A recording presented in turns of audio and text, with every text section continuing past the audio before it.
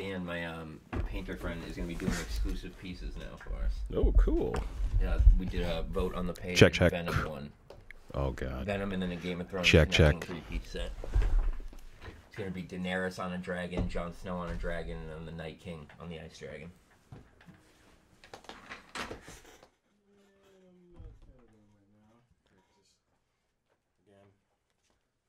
Alrighty. I'm going to talk a couple reviews first, and then go right through here. Okay. Are we rolling? Yes, we are rolling. Hey everybody, want to welcome you to this week's episode of the Get Your Geek On podcast for the week of August 25th, 2018. As always, we are your host, Chuck Keywalks. I'm Robert Tokes. Bring you the latest and greatest in all things nerd. You've had a chance to get your week on, so let's get our geek on. And we're going to start this week with some great news and some not so great news. And then we're going to end this episode with a couple great movie reviews as the summer wraps up here. Robert and I have had the chance to check out a few great movies that we want to get our thoughts in. But first to the news of the week, and I'm going to start with what I think is the happiest news of the week for me. So they revealed like the poster for the CW crossover, and we know Ruby Rose is Batwoman and all that. But the biggest like thing that was sad for me is that Legends wasn't going to be a part of it this year, and I guess it's just because like it's too hard to work with like that whole extra ensemble. But then they go out and announce that Tyler Hoechlin's Superman is going to be returning for the crossover for all 3 episodes, and they're introducing Lois Lane. So I'm like, wow, boom. First of all, I love his Superman in the show. No, we agree with that last year. But he's going to meet Barry. And they made sure that him and Supergirl raced the first time they met. If you don't think that at some point in those 3 episodes they're going to have a shot of them running, come on. What are your thoughts? So I want to see. I enjoyed for the first 2 episodes of Supergirl last season. I really enjoyed his character because it was that whole thing with Callista Flockhart, and it was like, "Hey, Clark, still dating Lois?" It's like, and even though she knew he was Superman too. It's this whole idea of his character was really good, and I was hoping that they were going to give him something more to do. It's cool. I'm glad he's back, but I'm like, dude. Well, I got to be honest with you. I never thought that he would come back because I really thought that the only reason they ever had him was because if you remember, Supergirl started on CBS. Yeah. And then after the first season, CW got it. I really felt like that was their like, hey, come watch Supergirl on the CW. We put Superman in the first 2 episodes. Yeah, that was all their marketing and everything was Superman. But I mean, like the show has its own standing outside of the fact that one of the things I constantly hate about the CW is the hiatus. It's like, we're gonna put shows on hiatus, and you're like, dude, this is just not good. And especially, this is where I'll say one thing that Marvel TV did right, at least on ABC, is they knew when it's just like, okay, we're taking Agents of S.H.I.E.L.D. off the air for a little while, we're going to give you Peggy Carter. And that will give you a good season or like 8 weeks of that and of like really well written television, because that was an actual good Marvel TV show on ABC. And great. But yeah, bring him back. He was like... But the fact he's in all 3, it's not even like, hey, we're bringing him back for a couple scenes. Because it's also going to be like, I think you're more interesting than your cousin during the musical episode last year. And that makes me even more sad that Legends isn't in it, though, because I would have loved to seen him and Brandon Routh. Just because they had the little joke with him and Melissa. It was like, But I just would have loved to have seen it. But like the fact that he's back for all 3 clearly means he's going to be integral to the storyline. And they also announced that Batwoman will be taking place on Supergirl's Earth 38. Which means that Superman could very well drop some Batman references. So looking forward to that. But I just like that he's coming back for all 3. I love that they're introducing Lois Lane. I think it's going to be interesting to see who it's going to be, considering that Erica Durance, who played Lois Lane on Smallville, plays Supergirl's mom. So it'll be interesting to see what they do with that. But I love how they're bringing the people in. I'm really excited to see him back because I loved him on Teen Wolf. He actually screen tested for Batman when they were doing Batman vs. Superman before they decided to go with Affleck. And I had been hyped about him for a young Bruce Wayne. But the fact that he's Superman, really, really good. Dude, watch him on Teen Wolf. He plays like the Alpha. I know. I've seen that. It's I remember good. seeing the episode where he got the Alpha taken out of him. And you're like, oh, it's like, that with Teen Wolf was a weird show. So I love that show. I don't care. Like anything that can do supernatural mythology, right? Like I'll really get into. Like that's why there's even that new CW show, Legacies. I guess it's a vampire. It's basically Xavier's school. It's with supernatural. So it's the Vampire Diaries in the originals, the mythos from those series. Don't ask me why I know that. I'm very sad. It literally looks like they took Percy Jackson and X-Men and then just added Percy Jackson, X-Men. But like, if you saw the originals, there was this whole the series. Never watched it. I regret ever putting my eyes on that show. I watched probably about 5 or 6 episodes, and I was like, I can't stand they try to make vampires sexy. Like, what is with that? So it's not even about the vampire sexy, because guess what? True Blood ruined that for everybody. But it's the idea is this. So what they took was the theme of True Blood, and then think of True Blood's soap opera mixed with Underworld's narrative. And so the idea is you have werewolves, you have witches, you have vampires, and it takes place in New Orleans. But there's in the first season of the originals, it's like you have this ancient coven of vampires, this vampire family, two brothers and a sister, and the elder brother has had sex with a werewolf. And that's the kid. It's the kid. It's the kid that's in Legacy. A tribrid or something. It's like a tribrid. Like, so it's like it's all these things, and you're like, it's like it goes back and forth, and it's the backstabbing. It's the it's again that story mixed with think of that exactly as I said it. True Blood with Underworld's narrative. No, thank you. But needless to say, I'll be excited to see how they do that. In other TV news that has divided the nerd community, I'm personally happy about it. Big Bang Theory has announced that this will be the final season, which I feel like it should have ended 2 seasons ago. But the bigger news came out this week that the reason why it's ending is because Jim Parsons is walking away. They had been negotiating with the entire cast to do 2 more seasons, and they were going to pay them $1 million each. That's $50 million he walked away from, and he said, just no, I'm done with the role. I don't want to do it anymore. And because of that, they had to cancel the show. I don't know if you ever – I was a big fan of that show up until about season 10, and then it just – Well, it's like it's one of those things where it's been around like that and Supernatural. I know everybody loves Supernatural. Do not kill me in the comments. You're looking at it. I don't know how it's lasted so long, and even now, or How I Met Your Mother, it's like, dude. Well, the How I Met Your Mother was building to something. Yeah. Supernatural finds a new way to tell crazy mythology stuff, but with Big Bang Theory, nothing ever really happened. Mm-hmm. It was always just people sitting in an apartment. Yeah, so it's also just reflective of CBS's audience. But now it's just like time to die, not time to die. I just hate that it became like a stereotype along. So, oh, you're a geek. Oh, you must love Big Bang Theory. Which is like, yeah, I like this, but it was like that. Like one of those like, oh, you're black. You must love fried. No, just because we're all geeks doesn't mean. But I just saw like such divisiveness in the nerd community, which is kind of hilarious for me. But I do want to talk about a couple things in Infinity War, which, as you guys can see, came out on Blu-ray this week, and I had to rewatch again. And I don't know if they're added scenes for the Blu-ray or if it's stuff we missed in theaters, but there's 2 things that I had to touch on that I didn't miss. Number one was Vision's final line. It always confused me, like when I was watching it in the theaters, like when Scarlet Witch is getting ready to blast him, he says, "I just feel you." Like, and I thought that meant, like, oh, he won't feel the pain, like, he'll just be, like, with her. But no, earlier in the movie, like, when they have their Switzerland scene and their whole little thing, she Scotland says that to him, like, about the whole, like, she's like, so it was, like, a callback to that. But the bigger thing to me is someone had pointed out the theory, and then I watched it, was that Captain America died in Infinity War, and we just didn't realize it. When he fights Thanos, when he's holding the gauntlet, Thanos finishes him off with a devastating punch to the back of the head and puts him down. And then 2 minutes later, you see that he's fine at the very last scene of the movie.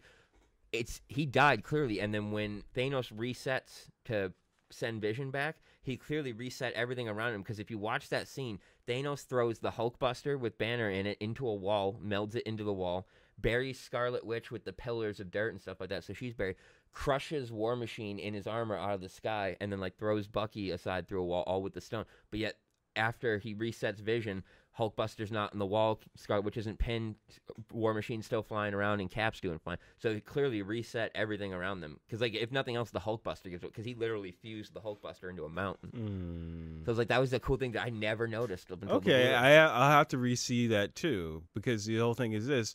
Also, just in terms of this, doesn't, like...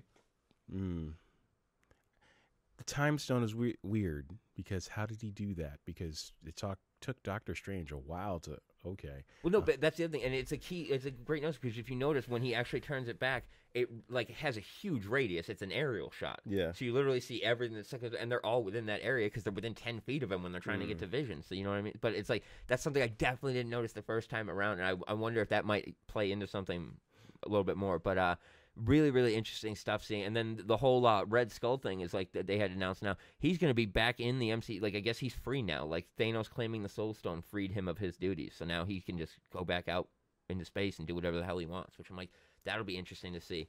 But I wonder how it's going to tie in, especially with reshoots coming with Guardians of the Galaxy 3, which was announced this week to be put on indefinite hold because of the whole James Gunn situation, not being able to find a new director. Production was supposed to start in like 2 months. So interesting to see what they're going to do with that, especially with the word has it that Avengers 4 retcons the entire Guardians of the Galaxy because they get the Power Stone from Thanos before the Guardians ever get it. So they could very easily just recast the entire Guardians of the Galaxy or put them together. You can keep Rocket because it's Bradley Cooper doing a voice. Yeah, but even outside, I mean, at this point in time, like I said, again, it's just, yeah, but now it's on hold. They told the other crew like you guys can look for other jobs. Like we don't know what's gonna happen. Because the idea is and I think what you're going to see is this. As much as people, it's fresh, Disney will probably circle back probably in January and then try to redo it. Yeah, we'll see. I don't know. I'm not. But because I think though, anyway. here's the reason why I say that is because essentially right now is things are it's about to get it's already hot and you're like you have the outcry from the internet. You're also if things don't get going. This will also affect what they're doing with Captain Marvel and some of the other stuff, and you don't want that negative publicity. I'm personally just like, fuck all of that. I don't care about any of it. Just tell me the title of Avengers 4. Give me it's gonna be something. It's going to be Avengers. Either Reassembled or Endgame. Those are like my two. It's going to be Avengers Infinity. I don't think so. I think it's going to be because they say it's a spoiler, so I think it's going to be Reassembled. The Reassembled. Or Revenged or something like that, like Avengers. But so I do want to talk about, before we wrap out the Avengers here, as you guys know, if you're following the page, our great friend Dan at DD Studio Art, who I work a lot of the cons with, you guys see, we're actually going to be doing exclusive pieces now just for the page, and we launched this week with a great promo on the Infinity War set, and we're doing a quick giveaway in the episode, so you guys actually have 2 choices with this one. You can get the Infinity War Iron Man set, which is part of the 4-piece connecting set, or if you're a DC guy, like we are, you can get the Boston exclusive Justice League piece, which we only printed 50 of those. So that is very exclusive. That or the Iron Man. All you guys have to do is comment your choice on this video, and we will pick a winner out of those who comment. So moving on to some better news of the week, I suppose. Black Panther, Marvel has announced they are going all out in the Oscar campaign for Best Picture. Like, screw the whole most popular thing. This is the first time they've launched an Oscar campaign for any of their movies. So be interesting to see how they do that. Lots of screeners. Bring it back to the studio. If you're going to do that, bring it back into the studio. And then there's a quick casting news. Denzel Washington, an article came out this week that he hadn't been approached by Marvel or DC yet, which was shocking. But then just like started rumbling in my mind just roles that I thought he'd be good for. And I came up with a couple I just wanted to get your opinion on real quick. If he went the DC route, obviously everyone says, Jon Stewart. Like, oh yeah, I could get that. I think he'd be a much better Martian Manhunter. But the one that I really, really thought about and I really think you might love is Lex Luthor. I think he would make an insanely good Lex. But I was thinking about his son, who just was in who's in Black Klansman. He is definitely a candidate for Jon Stewart. Absolutely. But I'm telling you, like I had the idea of Lex Luthor of just like him, like he could stand toe to toe with Superman and give like one of those fucking epic monologues. Yeah, epic monologues of just yes, absolutely. And I could see him like being persuasive enough where you could even do like the Lex for President storyline and stuff. He would like make he would make a nice older version of Mr. Terrific. That's a really good one too. Mr. Terrific. If we really wanted to go, if we really wanted to go deep, not deep cut, but the male I forget what the male version of Amanda Waller is. He could be Max Lord. Yeah, Max Lord. He could be Max Lord, another kind of guy. So then on the polar opposite of that, if I went Marvel, because I just think he'd be a great villain. So the 2 I came up from Marvel, I definitely wanted your opinion with Doom. I think he'd be an incredible Victor Von Doom. But the one that I really had to think about, and I had to actually decide which character he'd be better, I think he'd be an incredible either Xavier or Magneto, but I lean toward Magneto, especially with like the building of Brotherhood. Like his persuasiveness and his presence could definitely like. Yeah, well, it's the idea. Like I mean, this is also he played Malcolm X. Exactly. Like, he played Malcolm X. If I were gonna go if I were gonna go with traditional characters in terms of this. I just thought Malcolm X is the archetype for Magneto in the comics. So like, what the hell? Yeah. So what you're looking at, and that would be a great way to go about it. But I was gonna say the Blue Marble has played a larger role. Denzel fits the age range for that. I'm thinking like realistic upcoming, like with Marvel going to the MCU. With Marvel going to, if you look up the history of the Blue Marvel, it is a great story written by Kevin Greville, who actually created the Underworld series. Really, because his background was in biochemistry, and it's a really great series because it happens right after Civil War. You can go look up at it. Comics Explains has a really good video series on it, if on YouTube, talking about the Blue Marvel. But that is a definite guy that you want to have on there. Well, and if they went the Doom or Magneto route, think about what that would mean to like anchor one of those new franchises. Because especially with like the Magneto and Professor X, they're so legendary with McAvoy, Fassbender, Stewart, and McKellen. Yeah. So imagine that, like, hey, yeah, guys, we're making the new X-Men and we're bringing all new people in, but boom, Denzel as Magneto. You'd instantly be like, wow, like I gotta see it. You're gonna see it, like, but it's just. I think that would be a really smart move, too, because it also not only – and it has nothing to do with race or anything like that. I think that his personality by far leans more toward a villain, and I think that in a world where you're going to need to find a reason to get people to go to see X-Men and Fantastic Four, those are two key villain roles that I think you could build the franchise around. Yeah. Imagine John Krasinski, Emily Blunt, and freaking Denzel. Absolutely. Doom. Like, that is a kill. And then you know who I heard mentioned for Johnny Storm, if you want to do a redemption? Andrew Garfield. And I was like, I could fucking see it. Like, that was the four that I heard, was him as Johnny Storm, Krasinski, Blunt. See, here's what I would even do. I would, he could do it. And it's not even that. You think Spider-Man, he's much closer to Johnny Storm. He is much closer to Johnny Storm, but this is where I would have him and Emily Blunt. Don't use the American accent. Oh, not at all. Don't use the American accent. Let them be British. Let them be British as hell. And you could even build in the storyline that Reed went over to England to like go to or some fucking high class English school. Yeah, it's like this, and you know him and Ben Grimm. It's like that would make it much more interesting. And I think that like the age, I would believe him and Emily Blunt as brother and sister. Like that is and the bouncing off him and Krasinski because they both got comedic chops, but they can both do serious as well. Yeah, and so that's definitely I've liked because I know like I felt bad because Andrew Garfield's one of those like, hey guys, when the Amazing Spider-Man was like, we should probably join into this universe. And he pitched it several times, and that's the thing. I feel like with Fantastic Four going to Marvel, you really, really need to tighten the brother-sister relationship between those two because it's never really emphasized in any of the movies. But that's one of the ways you're gonna say because they really like that's what they do is care about each other. Like they consistently like died for each other. Yeah. So. But it's just that to me is a genius casting, and it's one of those things where it's like Marvel clearly has no problem with taking people that have done heroes before, and it's not even like he was in their own house; he was in the Sony house. No, and it's like the idea is like, well, yeah, it is clearly a good idea for that. It's just because we've talked about Krasinski and Blunt for a long time, but we've never really had anybody for those, and now I really can't picture anybody else. Like I can't picture anybody else, and then you bring in Andrew Garfield, and that's the moment I say, just let them be English, let them be. It would be incredible. Like, it'd be fantastic, but and like that to me, like now I'm like, wow, you really have three. Like somebody needs to get those three just on a chemistry test. Read, bring them in for 5 minutes, do an on-screen chemistry test, just to see if it's like. Worst case, and it's not like they're all eight. Like Emily Blunt would probably be the most expensive of the three to get.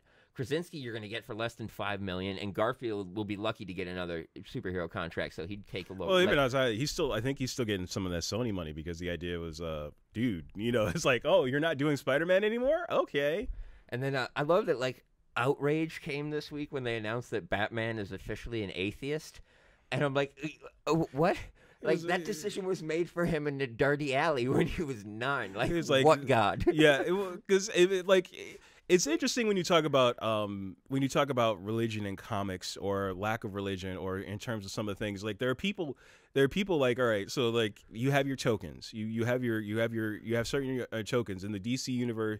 The Spectre is one of those guys who's like he is literally the Avatar. Like he lives in a world where gods and aliens literally exist, and he's supposed to believe a religion that says we're the center of the universe. There's nothing else. It's all about it. It's like, dude, I literally am best friends with a dude that's a space cop and an alien. Yeah, like, dude with a space cop, but like it's like the avengement of the avenging and angel of God. I think it's the Spectre. Yeah, it's the Spectre. Yeah. And Mr. Terrific is also an atheist in those stories too, because it's like the idea is like, dude, like look at all the world is taken from us. I have a hard time wrapping my mind around. Constantine, he's like, I see literal demons, but I never see God coming down with his armies of angels. Like, yeah. It's just like that was hilarious to me that became like I'm not a Batman fan anymore because he doesn't follow Christ. It's like You're a religious guy. Do you give a shit at all? No, because like there's a whole point. It's not. It's like it's not even a matter that like it's honestly like for his arc, if you Batman's arc, like all the stuff he goes through, why? Like, you know, faith is a hard thing to go through in terms of believing there's a higher power. You can see aliens and things, but it's a tangent. You know, there's hardly anything tangible about that. And on the only person I can say on the other side of this is, and I remember it was a really big, interesting episode of X-Men when I was a kid. But you're talking about like Nightcrawler. Nightcrawler was like super religious. He was like he was super religious. You know, but Batman's whole thing is like God's not here to help these people, so I'm gonna do it. Like, yeah, and that's exactly something like you know. It's like when you see all these things happening, it's hard for that. And like, and me as a as a Christian, I'm like, I don't have a problem with this. But everything about him just screams like he doesn't trust the like. This is the dude with backup plans to backup plans because he can only rely on himself and his brain. Like. Yeah. And you're supposed to be like, this guy's there every Sunday driving up in the Lambo, kicking some Scandinavian whores out and going to do a rosary? Yeah, no, absolutely not. Absolutely not. And it's like everything that's been taken from him and all the things of Batman with prep time, Batman with all these things. Just do a funnier die like of Christian Bale, like, where was God when my back was broken in a dirty hole in the desert? Yeah. But it's just like, I can't, but that was one of those things like where they tried to burn Harry Potter books. It's like internet out. Like, you know, guys, you gotta have something to be mad about every 48 it's like hours. It was like we can't like one of the things is this is why we live in this outrage culture, and it's just like you can't like I can be mad about certain things that that we talk about on this show, but guess what? At the end of the day, I'm gonna get over it. That's why I love The Onion put out casting news this week because like the whole Idris Elba Bond thing that it was Scarlett Johansson cast as the first Black 007. Yeah. Like, and people like I saw people sharing that like how are they gonna pull this one off? Like, it's like dude, it's The Onion. It's like oh gosh. That's like the best ever. Like John Oliver when he did the FIFA bit. Yeah, the dude that responded used an article that was. He goes, "That sounds like something you'd read in an Onion article," which is what it was. Like, yeah, I was exactly thinking that one. It was like you're that corrupt that you could read that. I'm like, yeah. That's something we would do. That is like one of the greatest like all-time burns in history to me.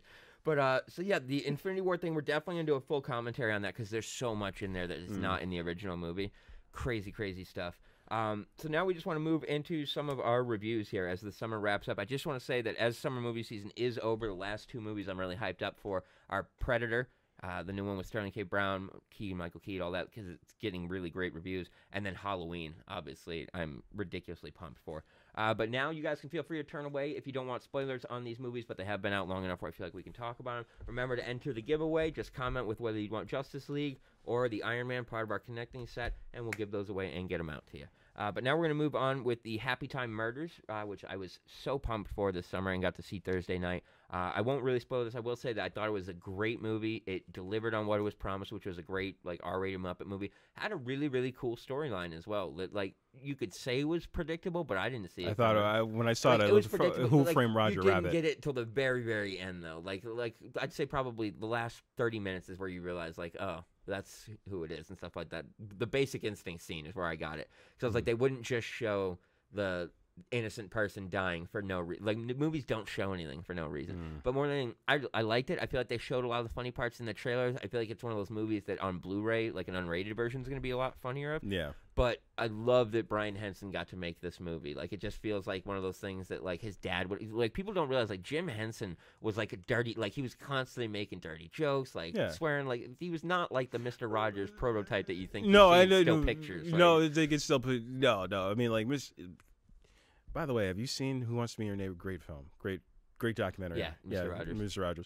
But even outside, like, Jim Henson wasn't like that. And the fact that we talk about, like, I haven't had a chance to see it yet, so you're not really spoiling anything. But I've, like, watched it. I'm like, the more I see the trailers, the more I'm interested in to see just, like, going in on a Saturday and just, like... It's great, and it's awesome to see Elizabeth Banks, who, as you guys know, from my hometown, know very. But like the bigger thing for me is it was just really cool use of the Muppets. Like it wasn't your traditional Muppet. Like I love it. They started probably like 10 years ago with the Muppet remake movie. They gave the Muppets feet. Yeah. And that was like a huge thing because you never used to have FIFA. So like getting to see how they interact with the world, and it's very like parallel to racism. Like puppets aren't allowed in certain places; they can't get certain jobs. He's like, and that's what ended racism in the world was the fact that puppets exist. So everybody just bonded over the fact that they're not puppets, which was like it was interesting to see. But like it had depth to it, and it's definitely one of those ones I'll look forward to on Blu-ray. But one we didn't get to talk about before that we definitely want to go into, not too deep because we could go into this forever, is Mission Impossible 6, which we both did get to see. I do want to say it ranks in the top 3 Mission Impossibles for me, but that's because it goes like 4, 5, and 6. I mean, I will say stunts are absolutely incredible. Storyline, very bland and predictable. I feel like it was literally just story to get you through to the next stunt. So, I mean, Alec Baldwin, who I really like his character, relegated to basically useless, but that was because of Ving Rhames.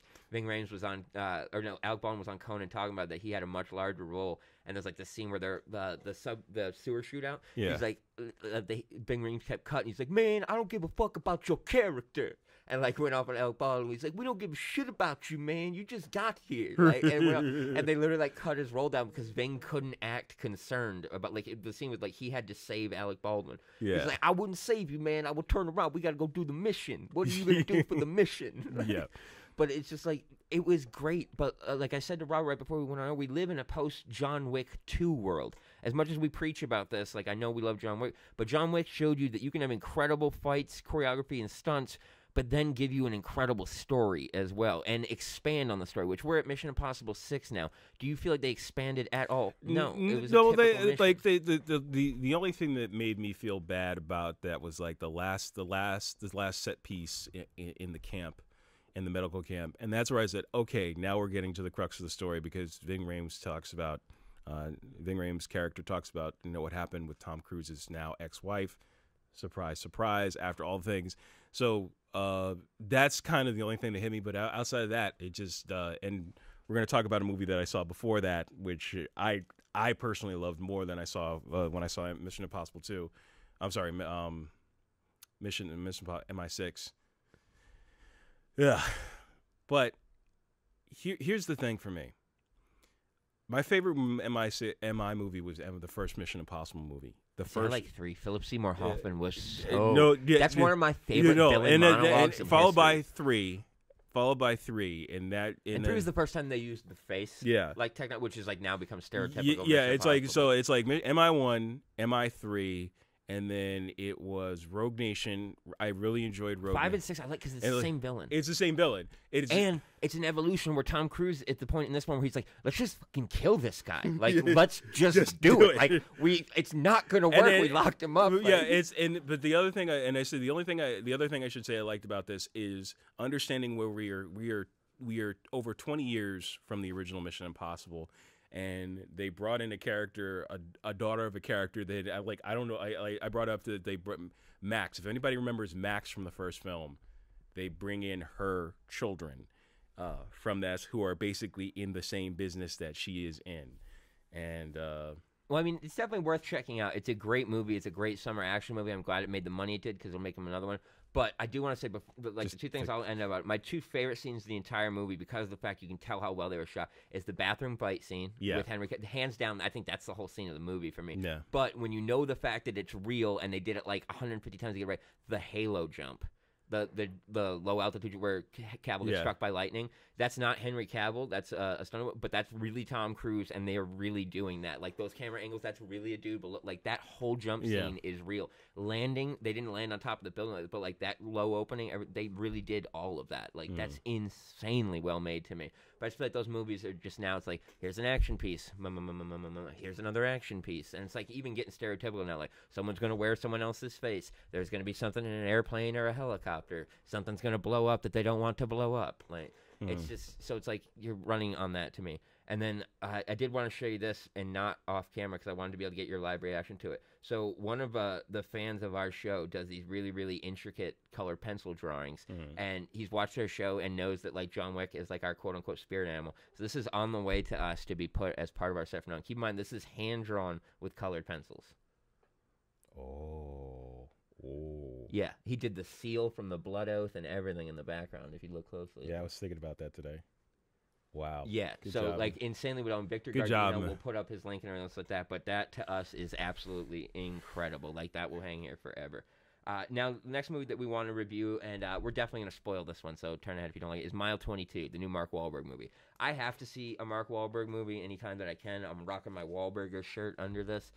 He's from Boston. I got to rep. But I liked this movie. Like, I thought that it was going to be a kind of simple premise and just go, and it is. It's an escort movie. Like, that's basically what it is. They have to get 22 miles to a drop-off.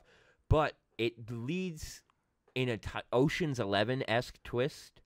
We're just going to talk about it. I said we'd spoil it anyway. So basically, Mark Wahlberg, they have to get this guy out that says he's turning against his own country. Yeah, but you have to understand. So the movie starts off with what you think, it's just a useless prologue. It's a useless prologue, but it tells a story. So, all the characters on the strike team are they're doing an operation in the United States. They find these Russians, and they're trying to extract information. And shit gets south. That's just essentially what I have to say. Ish gets south, and they kill everybody. And then 16 months later, a year and a half later, they are now in a made-up Asian country. But the thing is, for me, is like it's the first use of the term I've ever heard in a movie, let alone I've seen, of a triple agent. Yeah. Which is like, that's what's really cool.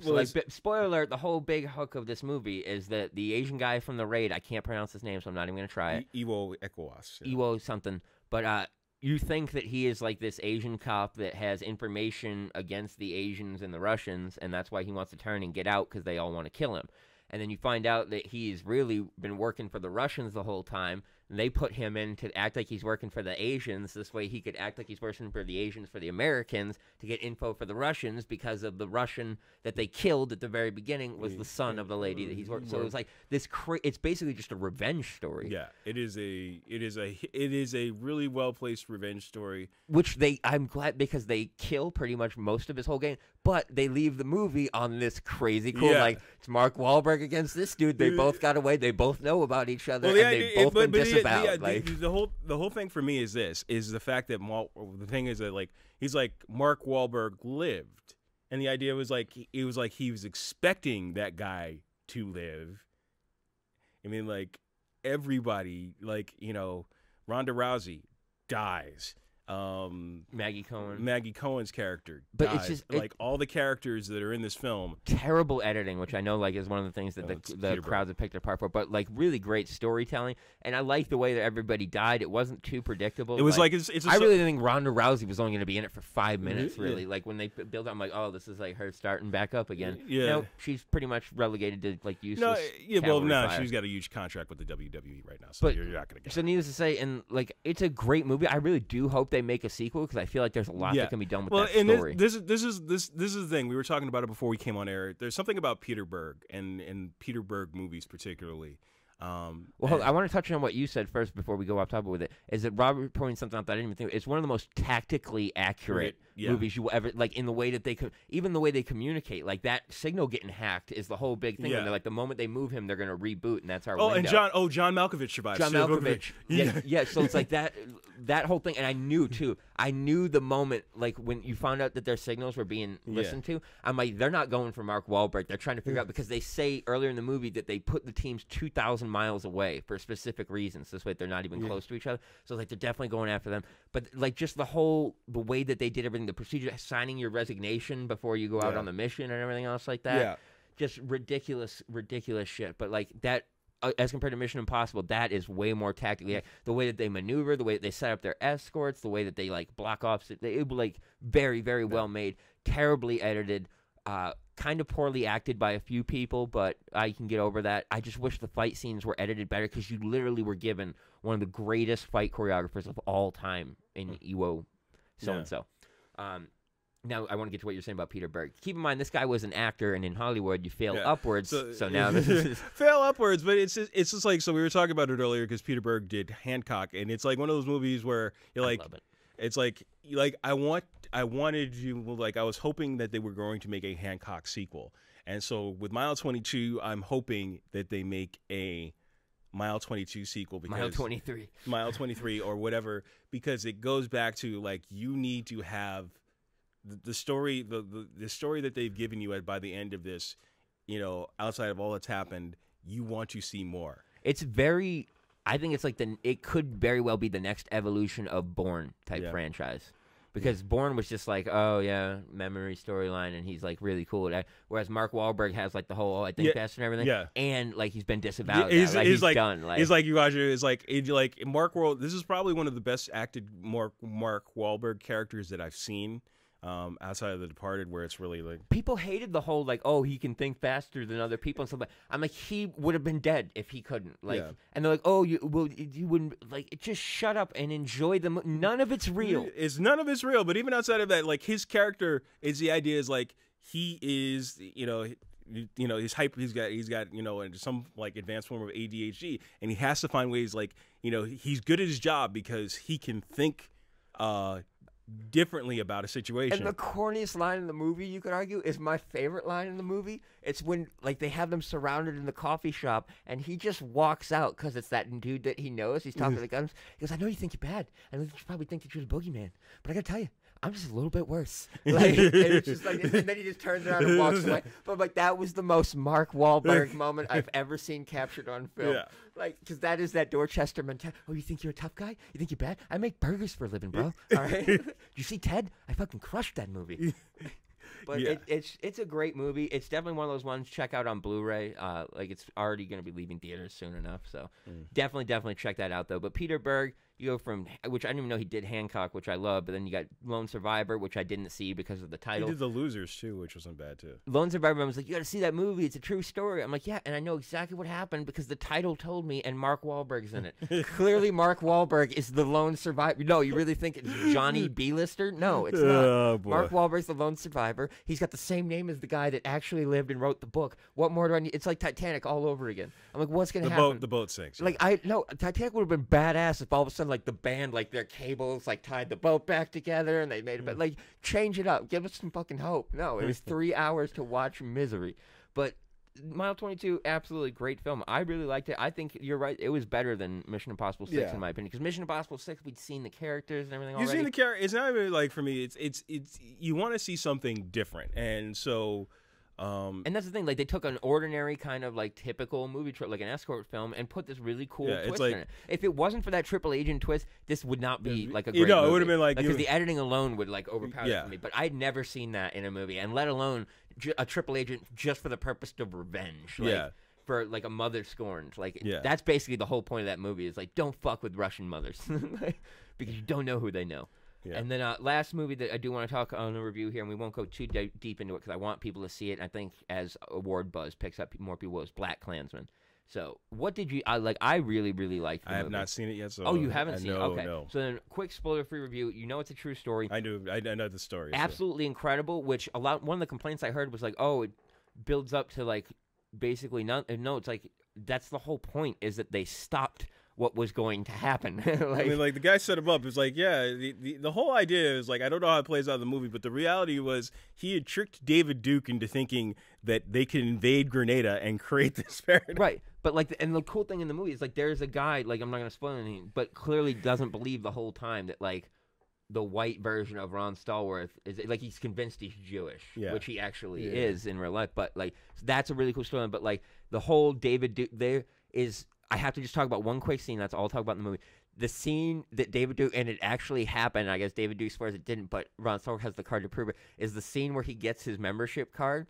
He has to call David Duke personally to get it approved and signed, and they have this huge conversation.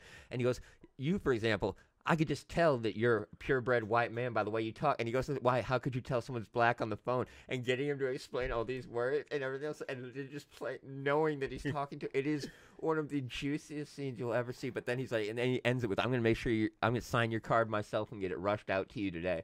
And like David Duke tries to swear that didn't happen. He's like, he has the date, the signature, and everything on the real card. Yeah, but that, like, knowing that this really happened is hilarious because the first scene that you see in the trailer where he first calls, he's like, I hate these people, and all the cops start looking and everybody's like, what the hell? It is hilarious, and it's so well played because there's this whole other side they don't show in the trailers where he kind of like falls in love with this chick that's in the Black Panther movement. So it's like this dueling thing, and he can't tell her he's a cop and everything, and it's trying to do this thing of like, work for the black people, but then they think that the cops are all like, it's Yeah. very, very. And that's one of the things that Spike Lee does very well. But Spike Lee is not necessarily known for in-depth storytelling. No, it's kind so of, like you it's realize, always kind of the skewed perspective. well, it's a skewed perspective. So like many people forget this. Do you know what Spike Lee's most successful film to date has been? Juice? Nope, he didn't do Juice. Oh, I honestly don't know. The Inside Man. Oh, the Denzel one. Yeah, The Inside Man. Is that the Denzel one? Or is that the It's Don, or Mos Def one? No, no, Mos no, Def one's 21 Blocks. No, that wasn't 20. I know what you're talking about. No, Mos that Def's was 21 Blocks, but Bruce but that Willis has wasn't- to get him. No, yeah, that's what I'm saying. I yeah, was thinking the Inside Man was him and Clive Owen. Clive Owen and Jodie Foster. Jodie Foster. That was his most successful movie It ever. was a fucking great movie, and it And doesn't is- have a skewed perspective. It doesn't like, have a skewed. I get like making Yeah. the urban. I'm not going to say black entertainment, but like whatever. Spike Lee was known for a very specific genre. Yeah. Let's say that. Yeah. He went mainstream, and of course that's going to be his most popular thing because you're opening it up to a Because wider audience. you opened it up to a wider. But more than that, you didn't skew the perspective of like white people are evil, which Yeah. is kind of a thing in his earlier. And that's 90s movies, but like, even outside, so it was funny because when I went to go see, he got to make white people evil though, and he totally did it great. Yeah. So it was funny because when I went to see MI6 last week, there was a mother and a son behind me who was like this. It's like, you need to see something else. You need to like see Spike Lee's earlier work. And he's like, you weren't around to see some of his earlier work. And I was like, I turned around and said, I saw.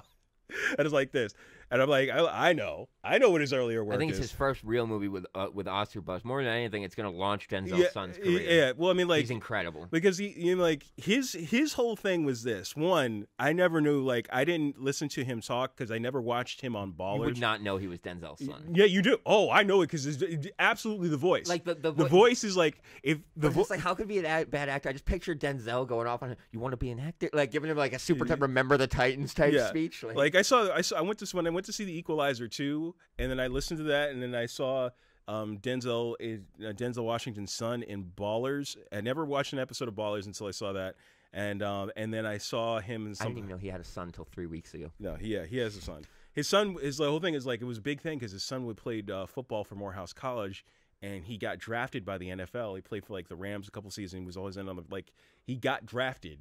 But then like this, and he remember talking to his dad. He's like, "Look, how do I get in this acting thing?" And so he's been on Ballers with The Rock for like ever. But it's the fact that now we have this new Spike Lee Washington connection is interesting. It'd definitely be interesting to see where Spike Lee's career goes from here because I feel like he's gonna have some opportunities opening up for him. He's gonna squander. I gotta tell you though, like I'm just getting more and more hype. A bunch of more actors joined Tarantino's Once Upon a Time in Hollywood. Like, I think that's going to be, like, my most anticipated movie of 2019. Like, Glass is first thing in 2019, so, like, that'll be over with. And if you don't think that I'm going to do 60 straight weeks of praising that movie, you're crazy. But you got to figure John Wick 3, Glass, and then Once Upon a Time in Hollywood all within the first couple months of the year. So I love it, man. I'm excited. It's going to be a great year of movies. But so Black Klansman, though, I feel is like one of the first real award category movies. And then I'm going to go see the second one, I think, tonight, which is Papillon, or however you want to call it. Papillon. It's a remake of a Steve McQueen, Dustin Hoffman movie about a prison escape in the 20s in France. Yes. It's got Charlie Hunnam and Rami Malek. Rami Malek, I'm so pumped for Bohemian Rhapsody. Yeah. I honestly think that he's the front runner for Best Actor right now. That's the Devil's Just Island. from the trailer of that, like him as Freddie Mercury is incredible. Kind of sad when you realize it was supposed to be Sacha Baron Cohen, but Sacha Baron Cohen was doing that movie for 7 years and walked away from it because the band wanted Freddie Mercury to die halfway through the movie of AIDS, and then the other half of the movie is about how they got on without him. And like, no, it's it's how Freddie Mercury like saved you guys because you were like, I didn't even realize that he wasn't an original member of the band. It's like but he just embodies him, and that story is so cool. And to see how they like changed their music because they weren't selling like.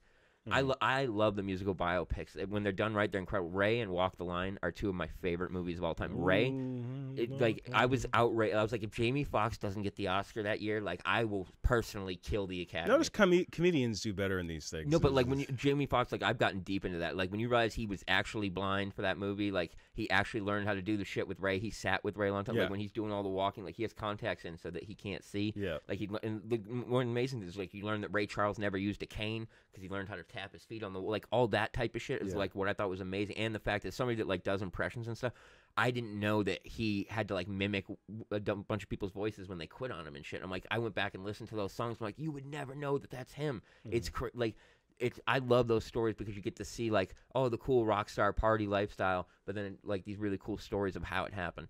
And like Ray Charles, like how he got into drugs with the flashbacks of his brother drowning and all that stuff was really, really cool. And I didn't know before that movie that he was born able to see and then lost his vision, which is like, but I have such respect for those. And this one looks like it was done so well because they've been trying to make it for 10 years. But yeah, Pepe Leon, prison escape movie, but it's got incredible reviews. People are just outraged that they remade a Steve McQueen movie. So I mean, like the original one is very good, but the Remy Malek is really good as a like Charlie Hunnam. He needs a win. Really? Charlie Hunnam needs a win. He's got nothing. He's gonna be Piggly Wiggly bagging soon if this movie flops after King Arthur. Well, it's like he'll be on BBC TV and then end up somewhere. Alrighty, so I think that's going to bring us to an end of this week's show. Just want to say make sure you guys enter the DD Studio Art giveaway and check out all the exclusive pieces we're going to have coming from them. Once we get our equipment back up in the studio, we'll be back to doing interviews. In the meantime, we will be bringing you guys movie reviews and news as always. Make sure you check out the YouTube channel for all of our past episodes and interviews. Like us on Facebook and share all the great giveaways we have running this weekend. And make sure you check us back right here next week where you can get your geek on with us. I've been Chuck Hewatts. I'm Robert Dokes. You guys have yourselves a week. Prizes.